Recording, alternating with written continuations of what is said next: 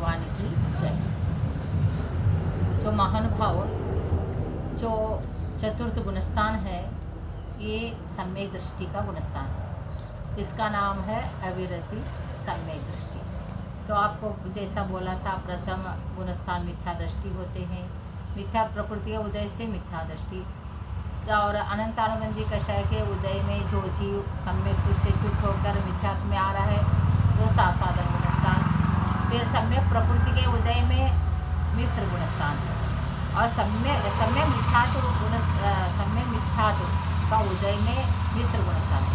सम्यक प्रकृति का उदय में चतुर्थ गुणस्थान है। तो इस चतुर्थ गुणस्थान में जो जीव रहेगा वो सम्यक दृष्टि ही रहेगा, चाहे उपशम सम्यक दृष्टि हो, क्षौपशम सम्यक दृष्टि हो या क्षयिक सम्यक दृष्टि हो। इस पंचम काल में क्षयिक सम्यक दृष्टि नहीं हो सकता।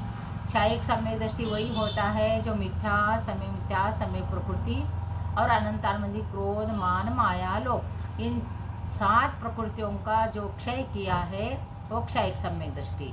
जैसा आपको ग्लास से बताया कि उपशम वाला और उसके नीचे सब कीचड़ दबा हुआ है, ऊपर शुद्ध पानी है। क्षौपशम सम्यक दृष्टि में थोड़ा सा मलिनता है, इसलिए चल मल अगाढ़ दोष उसमें रहता है। और क्षयिक सम्यक दृष्टि में तो कोई दोष नहीं रहता है। और क्षय जो चतुर्थ गुणस्थान वाली सम्यक दृष्टि जीव है, उसको अविरत सम्यक दृष्टि इसलिए कहा है कि व्रत का पालन नहीं कर सकता है। तो वो भले ही ये रहता है, सम्यक दृष्टि रहता है, लेकिन उनसे कोई व्रत धारण नहीं होता, क्योंकि व्रत धारण के लिए उसको जैसा अनंतानुबंधी का वो क्षौपशम हो गया और मिथ्या समय मिथ्यात्व का क्षौपशम हो गया और सम्यक प्रकृति का उदय हो गया, तो क्षौपशम सम्यक दृष्टि बना। उसी प्रकार से उसके अंदर और चारित्र मोहिनी कर्म के संबंधित अप्रत्याख्यान कषाय का भी क्षौपशम होना पड़ता है, लेकिन अप्रत्याख्यान कषाय का उदय है। तो इसलिए अप्रत्याख्यान कषाय का उदय है और इनका 6 प्रकृतियों का सद्वस्तारोपोपशम, उदयाभावी क्षय और देशी घाती समय प्रकृति का उदय। तो इसलिए क्षौपशम सम्यक दृष्टि अविरति होके रहता है।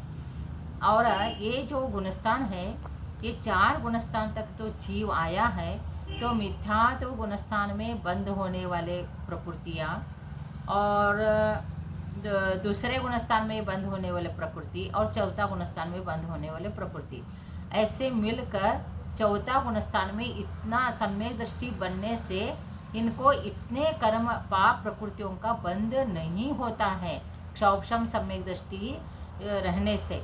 क्योंकि आपको बोला था उपशम सम्यक दृष्टि का एक अंतर्मूर्ति स्थिति है, उत्तम और जगन। क्षौपशम सम्यक दृष्टि का जगन स्थिति है एक अंतर्मूर्त, उत्कृष्ट स्थिति है 66 सागर। और उससे भी यदि 66 सागर तक वो सम्यक दर्शन में रहकर, जैसा यहाँ मनुष्य का आयु भोग रहा है और क्षौपशम सम्यक दृष्टि बना, समझ लेना उसका आयु जो 8 वर्ष अंतर्मूर्त गया और वो उसको माइनस कर दो, 100 साल का आयु को लेके चलो, तो उसका आयु पूरा सम्यक्त्व में भोगा। फिर अब वो 21 सागर का आयु बंद कर दिया स्वर्ग का, तो वहाँ का आयु 21 सागर का बंद करने के बाद उसमें 100 साल माइनस करके वो 21 साल भोगेगा, वो सम्यक्त्व सहित रहेगा। वहाँ से यहाँ फिर 100 साल का आयु बंद करके आ गया, तो यहाँ भी सम्यक सहित ही रहा। फिर सम्यक दृष्टि है इसलिए फिर देवायु को बंद किया, 22 साल का आयु बंद कर दिया।